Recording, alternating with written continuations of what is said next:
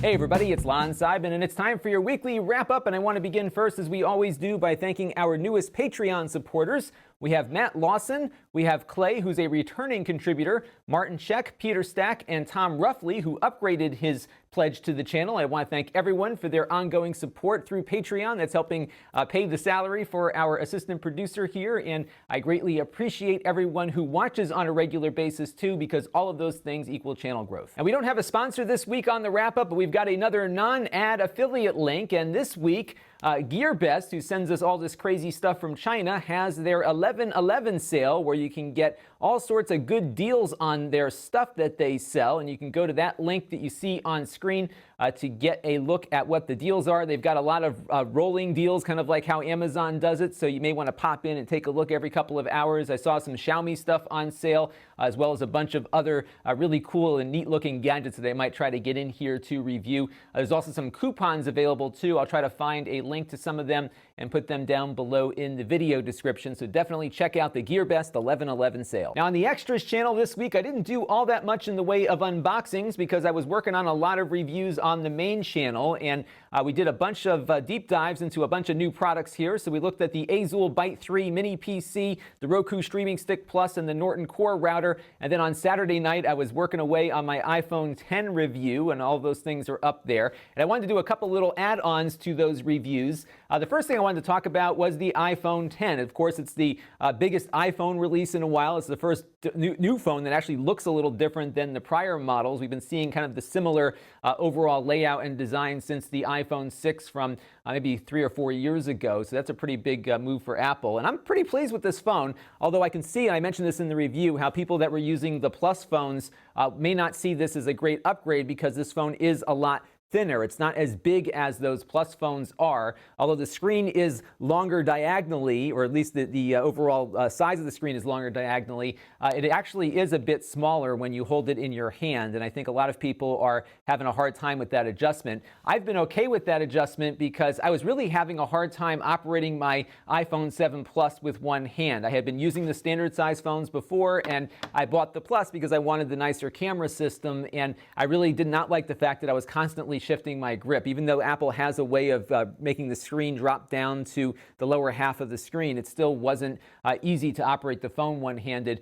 This one I'm able to do that with, and I was pretty pleased with that overall. The pickup experience was actually pretty decent. I had pre-ordered it. I had to wake up at 3 o'clock in the morning the day that they started taking the pre-orders. I went to the Apple store, and I was concerned because there was a line all the way down the block in New Haven where I went to pick it up, and thankfully I had a pre-order for pickup. I had an appointment from 10 to 10:30. I showed up at 10 and I was in and out in less than 30 minutes. So it was a very good and clean pickup experience for me. The Apple employees, bless them, were very enthusiastic about everybody picking up the $1,200 phone. And she asked me at one point, "Are you really excited about the phone?" And I said, "Not for nothing, but I look at a new phone every other week or so. So it's, it's cool, but I'm a little overexcitement for parting with $1,200. So in any event, the phone was picked up and we were good to go. Now, one of the things that really just surprises me about Apple products time and again is the amount of consumer interest with them. You either love them or you hate them. There's really no middle ground here, but typically my reviews get about 4,000 views in the first week or so, and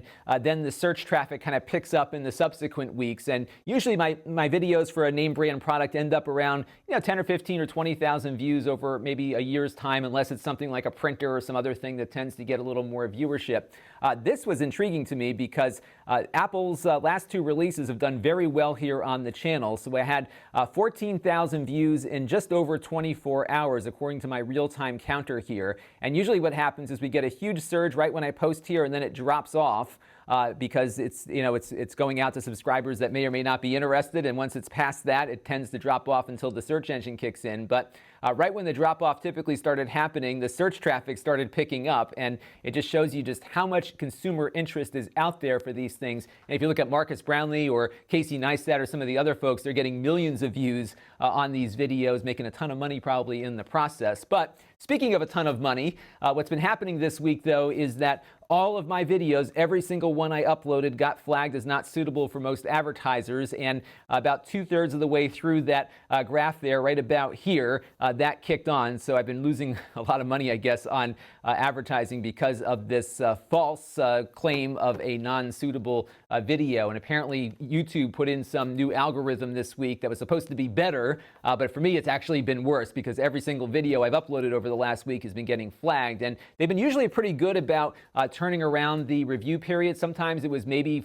4 or 5 hours, sometimes maybe 12 hours, nothing more than that. But now, apparently, because they're flagging everything, everybody's requesting a manual review, and the review process is going a lot slower. So I'm actually kind of glad it's dropped off a little bit now, because hopefully it will get fixed before the search traffic then starts picking up again. But again, I was very pleased to see what I got for viewership on that. And again, just shows you the power of Apple's marketing out in the world with consumers. And what's funny is they get so much interest in their products without having to spend a lot of money to get that interest out there. They've just got this thing on the media and others that just keeps hyping this stuff up. And it's a great phone, but I'll tell you what, I've been really surprised by how good the Galaxy S8 that I've been playing with over the last couple of weeks is as well. So it's just kind of interesting how Apple's been able to build that up with consumers over the last couple of years. And I had another follow-up on the Azulle Byte 3 because somebody wrote in to ask more about the USB Type-C port on it and whether or not it supports additional displays, because Azulle is advertising that you can connect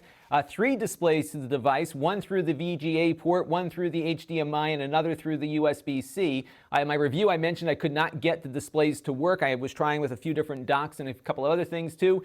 Did not work at all. Azulle went in and commented on the video that I posted saying it does in fact work through that USB-C port, and some viewers were confused by that. I went back and tested a bunch of other adapters that I've got in my little drawer there, and nothing has worked. I cannot get video out of that USB-C port. So it may be that mine's not working right, but my experience is that you cannot get USB-C display through the Azulle Byte 3. So just buyer beware on that. And one more update on the Roku Streaming Stick Plus, because Charles Griffin writes in with a tip about the remote control. First of all, he really likes the new remote design over the prior edition remotes. It is a lot thinner than the other ones were. But he also noted that the remotes with a headphone jack will work with the Streaming Stick Plus if you pair that remote up to the stick. I'm not sure if you can buy these remotes separately. It might still be cheaper to go out and get the Roku Ultra that comes with the remote with the headphone jack, but I know a lot of people like to do private listening, and it's often more convenient to do it through the remote control than it is through your smartphone with the app. So if you are looking for private listening on the streaming stick, if you've got one of those headphone jack Roku remotes kicking around that you can pair up with your Stick Plus, it looks like it might actually work. Now it's time for a couple of things that are on my mind, and this is week 35 of doing this as a full-time endeavor, and I think we're all kind of settled into our workflows now, which has been good. It's been nice to have enough time to get everything ready for the week's production. In fact, I'm a video ahead already this week, which is great. So things have been going well on that front. I also brought this up a couple of weeks ago on the wrap-up, but I wanted to bring it up again. I'm hosting a group at the YouTube space in New York City. They were looking for volunteers to help host groups on different topics, and I figured I would do one for technology creators. And this is open to anyone who has 10,000 subscribers or more. That's their rule, not mine. And if you are one of those folks that is in the New York City area and you have a channel with 10,000 subscribers or more, I'd love for you to come out to this meetup we're doing, which is Friday, November 17th from 6 to 8 p.m. at the YouTube space in New York City. And if you know other creators that you think might be in the New York area that you follow, definitely let them know about this. I'd love to get as many out there as we can, because I'd like to meet some people in person and maybe work on doing some collaborations and whatnot. So this would be a really good opportunity for them and for me. So if you know of anybody, definitely recommend they head out to the meetup. And a bunch of you have been asking about the status of my Chromebook Flip that I reviewed a couple of weeks ago. This is the second generation little 10-inch Chromebook 2-in-1 that Asus released a few months ago. And what's nice about this one is that it's a lot faster than the prior edition, and it really runs the Android apps quite nicely. I'm very pleased with it, with one exception though, and that was when I flipped it over into its tablet mode, it kept turning itself off. And I think the magnet that detects when it should be going to sleep when it's folded up into its clamshell is apparently a little too sensitive or something, and it's been turning itself off. And I sent it away about 2 weeks ago. It has now been sent to 2 other repair centers after the one that they told me to send it to got it. So it's been kind of tossed around their system there, but I have a feeling they're having a maybe a widespread problem, but a sizable problem, because I've been hearing from other people over the last couple of weeks that have had similar issues with theirs. They flip it over into tablet mode and it goes to sleep. So hopefully I'll get it back. I'll keep you posted as to when that might happen. And when it does get back, I'll do a little update here on the wrap-up. But I know a lot of you were curious about that, and that is the status of it. And now it's time for some Q&A from you, the viewers. And I wanted to start off with this question from Gamer Brian81 about the Wi-Fi test that I did on the Norton Core router. And I usually, when I do a Wi-Fi test, is I set up the router on the desk here, I put a computer over here, and we test in a perfect situation what the maximum throughput of the wireless connection is. And I think that is often the best way to look at Wi-Fi in a way that might be consistent from consumer to consumer.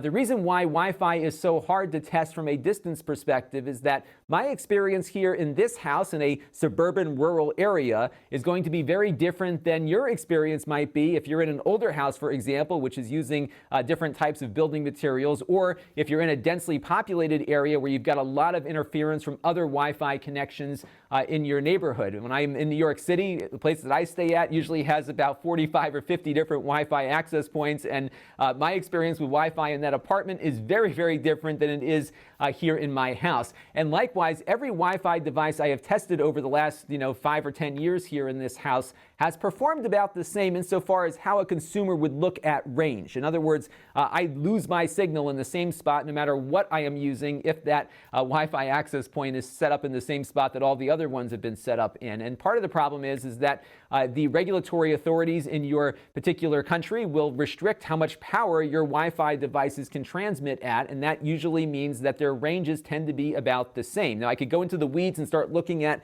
frequencies and all the other stuff, but generally, because 85% of my views on a product like this are coming from general consumers, it's going to be very hard to explain that bit of a difference to them without having them zone out on it. So if you're wondering why I don't do a lot with Wi-Fi testing, it's not laziness. It's just that if I say it works great, it may not be working so great at your house because your house is in a different spot with different building materials, and that is something that I think about quite a bit. This reminds me a lot of the speaker requests that I get from time to time. When I review a pair of speakers, people want me to do a sound test of it. That is impossible to do because your speakers are going to impact what the speakers that I'm reviewing will sound like, and you can't do an accurate representation of that, and the same can be said with Wi-Fi range also, and that's why I just do that perfect world throughput test, because that would be consistent from one consumer to the next. And this next question comes in from NeuroBioBoy, who's been curious about the retro game clone consoles we've been looking at. In fact, he wrote this comment on an unboxing I was doing on the Extras channel of this device called the Classic 2 HD. I'll be looking at this probably in the next couple of weeks when it's out in the retail market. And this is a clone console that plays both NES and Famicom and Super Nintendo games on a single device here. You just select the console you want to boot up and pop the cartridge in, and then you connect it up to your HD television, and you can even hook up your old game controllers here to the front and have at it. And I think the reason why these things exist is because they are so easy to use. From a consumer standpoint, if you were a casual game player when you were a kid, you can get one of these as a gift from a parent or a loved one and find your cartridges, find your controllers, and you can boot them up and play them on your HD TV for very little money. Not a lot of hassle with it. I love emulators because they are such a project. You got to get the device, you got to download the stuff. I have to go out sometimes and find some USB adapters for my old controllers, and it becomes a real project that I think a lot of people who are just casual technology people aren't really that eager to undertake. And if you can go out and spend $80 or so or less sometimes on something like this and get a good enough experience to get some nostalgia going on your television, sometimes that is all you really want to do. So that's why I think these things exist. The input lag on these is not any better than an emulator. In some cases, they're worse than emulators, and we've done a lot of testing of these consoles. We'll be doing the same testing on this one as well. And the reason is that they're all running with these clone chips, and basically what they've got is an SNES or an NES on a chip. It generates all the graphics, and then it runs through an HD video chip to then push the video out via the HDMI. So when you hook these things up to a composite television, the lag is almost non-existent because it is largely an analog process. Here, because there's some digital conversion going on, they tend to run about as slow as an emulator might, sometimes slower, sometimes maybe a little bit quicker, but generally in my experience not all that great. The exception to that rule though on the clone consoles are the ones based on a field programmable gate array chip, and these things are better than an emulator, far better than a Raspberry Pi, and certainly better than a cheaper clone console.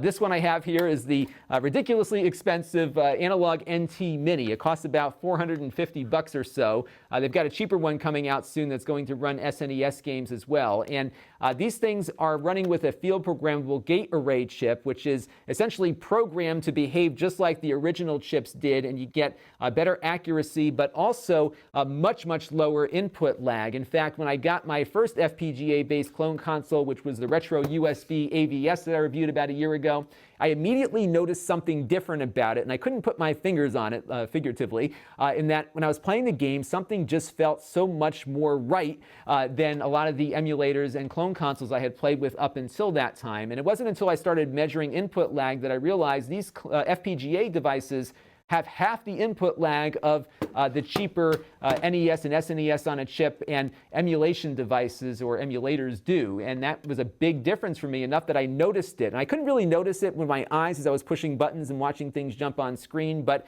it just felt more accurate to what I remembered these games being when I used to play them on a CRT television. Whatever they're doing in these devices really gets that video signal out a lot quicker, and that results in a much more natural way to play these games. Now, this one is very expensive, of course, but they are coming up with that Super Nintendo version very shortly. That one can be had for about $200. I would imagine, like this one, there'll probably be some unofficial firmware to add additional consoles to it, because this one not only runs the NES and Famicom games, but it's also doing a bulk of the popular 80s video game consoles, including the Atari, the ColecoVision, and a bunch of other stuff too. I can't say enough about this thing. I'm so happy with it because it is such an accurate experience, and I think these are the way to go. But that's the answer to the question, kind of a long-winded one, but at the end of the day, I think it really comes down to the fact that they are simple to use, they're cheap, it runs all the cartridges that non-tech savvy people have in their closets, and they can get these things running without a lot of aggravation, which I think sometimes emulation can provide. I find that aggravation kind of fun to work through, but I know a lot of people just want to play the games, and these things will play the games for a pretty low price. And Brad Wittenbaum writes in with a business-related question. I love talking about this stuff, and he's wondering, what is the best thing for a YouTube creator? Is it views? Is it length of time that somebody watches? Does it help if somebody watches a video more than once? What if he pauses and comes back later? What about watching some or all of the ads? And I'll try to cover some of these questions in the next couple of minutes here. Maybe we'll do some more on this later if there is some more interest in this topic. But the bottom line from a YouTube perspective is that they are all about watch time. Their objective is to keep you from going someplace else. So if you watch a quick YouTube video and then decide maybe 30 seconds into it that you'd rather go over to Netflix or something and you end your session, YouTube doesn't like that, and they want to put videos in front of people that encourage people to stay on the platform. So it doesn't necessarily mean that you stay with my video, it's just that I am not sending you away from YouTube, and that is their primary objective as far as things go. Now, I look at things a little differently though. I look at views, and the reason why I look at views is that I am still in growth mode here. I'm trying to attract new subscribers. I want more people to watch my videos, and I look at a view as another person who has discovered me, because as I always talk about 85% of my viewership comes from non-subscribers. So a lot of people who watch early on or watch this series of videos, the wrap-up videos,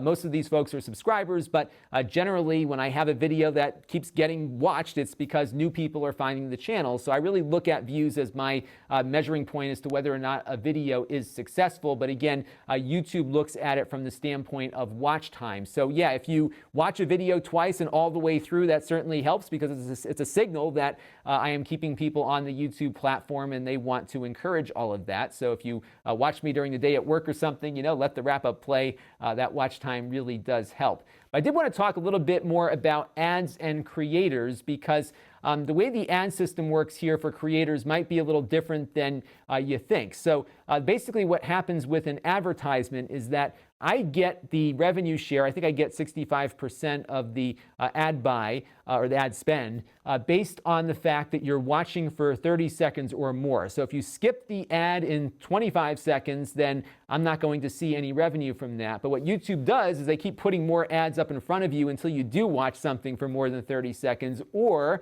you click on the ads link. So if you click on an ad link in 5 or 10 seconds, we get compensated for that as creators, or if you watch past the 30-second mark, we also get compensated for that. There are some instances where you can't skip the ads. So YouTube has these 5-second non-skippable ads. We get the revenue from those regardless. But generally, those ads don't show up on every video. They really only go on the videos that are kind of premium quality content that YouTube might be selling separately outside of their AdWords system. But how that revenue comes in is kind of all over the place and unpredictable. So let me show you something here.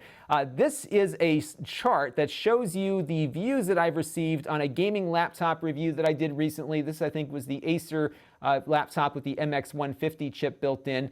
And then we also have a video that I did about 3 or 4 years ago on the HD home run. In fact, that video was the very first video I did about my cord cutting adventure, and it's gotten a lot of views over a very long period of time. But here's what's interesting here. The gaming laptop in the last 30 days had slightly more views than the HD home run did. But look at the revenue that these videos generated. I had far more revenue coming in from the HD home run video, just from YouTube advertising, than I do with the gaming laptop. And I think it shows you perhaps just how saturated the gaming space is on YouTube versus something that is not about gaming, in this case, cord cutting and some of the TV boxes. And I found consistently that a gaming video that I would do here, even if it gets as many views as something like a TV box might, the revenue on the gaming stuff is always significantly lower than it might be for maybe a NAS device or a TV box like the Amazon Fire TV or something. Those devices just do so much better for me from a YouTube advertising perspective than the gaming stuff does. And I think it just comes down to the amount of inventory. There's a ton of gaming inventory available, but not a lot of channels doing deep dives into this home theater stuff, for example, which I think is probably driving a lot of this. And these gaming videos that I have, I'm not playing games, so I'm not falling into that YouTube adpocalypse stuff. In fact, most of these are just fine from a monetization standpoint, but they just don't make as much money because there's just so many more gaming videos out there to attract those types of ads that for me, I do a lot better with the other stuff. So when you see a gaming thing here on the channel, I'm doing it out of love because I love these video games, especially the retro stuff, but the bread and butter really comes from a lot of the home theater and other non-gaming devices that I review here on the channel. And on this topic, my channel of the week this week is Daryl Eves, and he is a YouTube consultant, but he offers a lot of his insights for free on his YouTube channel. In fact, he's got some pretty decent long videos where he's doing presentations on the things that he's kind of figured out along the way.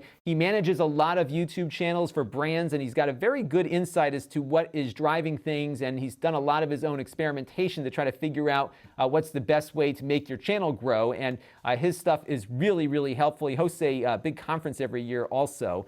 So check him out here, Lon.TV/Eves, if you're interested in learning more about how YouTube works from a creator standpoint. I found him to be very, very helpful in guiding me in my channel's growth here. Not personally, of course, I don't think I could afford him, but his free information has been very, very useful. And my Q&A for you this week involves some more smartphone questions. I'm trying not to turn this channel into a smartphone all the time channel, but there are a lot of good phones out right now, and a lot of you have been finding that iPhone review interesting, along with a number of other phones that I've reviewed in the recent past. And a couple of months ago now, I think Qualcomm let me borrow one of these Galaxy S8s. I got to get it back to them shortly. I really got to get this review done, and I was really impressed with the quality of the Samsung Galaxy S8 when I took it out of the box. I was like, wow, I'd love to have an iPhone that felt like this, and now the iPhone X really does feel a lot like that Galaxy S8. They really, in the hand, feel very, very similar. They're all glass, and they're really about the same size. They both have Samsung OLED screens built in. It's a very, very similar device. So I was thinking about doing a S8 to iPhone X comparison video, primarily because the S8 does cost a lot less and might give, I think, Android users something that feels just as nice as this iPhone does for less money. But I wanted to get your opinion as to some of the things I should cover in this review, because there are a ton of Galaxy S8 reviews up at this point, so I'm coming very late to that party, but I do think there's some value here in comparing it to the iPhone 10. One viewer wrote in saying I really should be comparing it to the new Note device, but to be honest with you, this is such a small phone, the iPhone 10 as well as the S8, that I think from a size and weight perspective, these are very, very similar and probably should be compared. So let me know your thoughts down in the comment section below, and that'll help guide me as I start thinking about putting this video together. Now this week on the channel, I definitely promised to get the SNES Classic review up, and that's probably going up tomorrow. I shot it a while ago, but it's just getting preempted by other products that have been coming in, so be on the lookout for that. It's a review, but it's also my thoughts as to why I think it is a successful product and why people are so crazy about it, and I think it goes beyond just the limited supply. There's something about this thing that is rather unique, even though its input lag, as you'll find, isn't all that better than what we've seen on other stuff. This one you may or may not see. I was hoping to get this review up this week. This is called the Onda all-in-one PC. It's one of those GearBest Chinese devices, and we're having a hard time getting an operating system loaded up onto it. So you may not see this review just yet, but we're working on it. It's been giving us a lot of trouble in the studio this morning. But what's neat about this is it costs about $370. It's a 23-point-something inch display on it, 1080p, and it has one of the KB Lake Celeron chips built in. So it's not a slower Apollo Lake chip that we've been seeing on a lot of mini PCs. It's actually a desktop class, essentially, regular old KB Lake Celeron processor. So we should see better performance than some of the other Apollo Lake devices we've seen, but of course less performance than an i3. But I think it's a good pair for the hardware configuration here. So if we figure out how to get this thing loaded up with an operating system, we will review it, but hopefully that'll be done this week. I also got in another phone that we'll be looking at later in the week. This is a new one from Blue called the S1, and this is the first Blue phone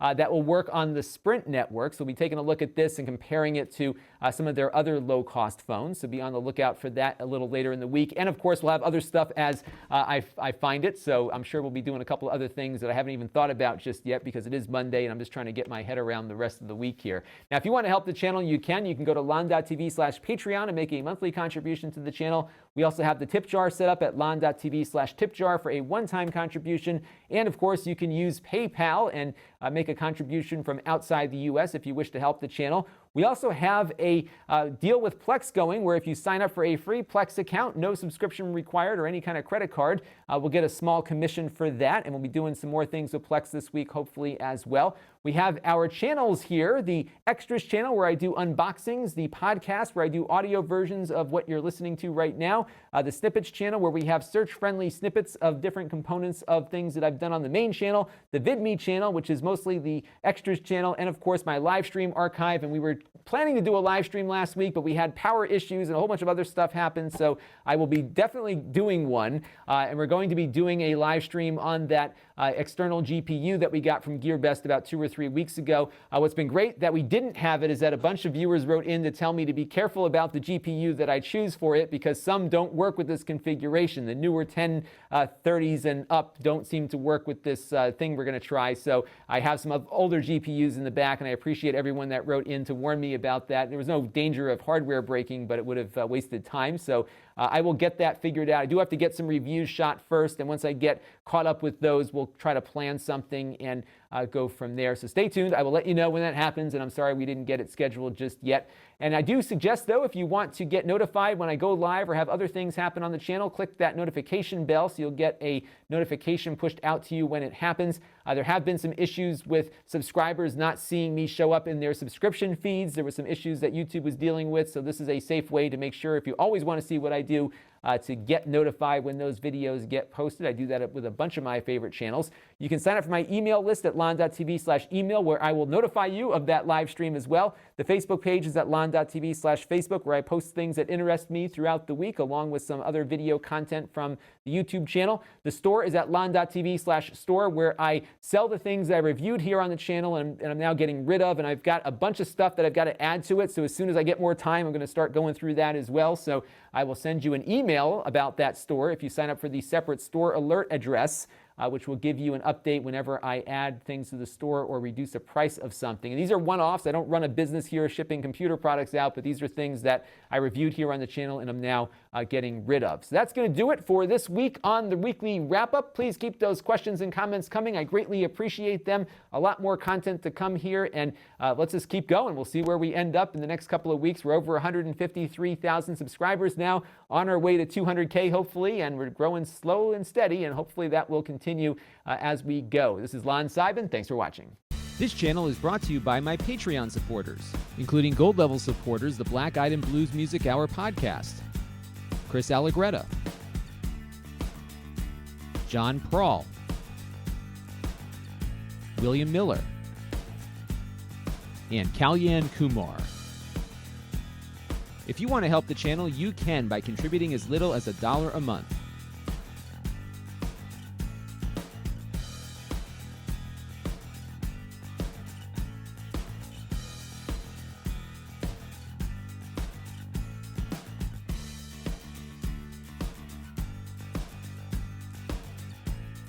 Head over to Lon.TV/Patreon to learn more.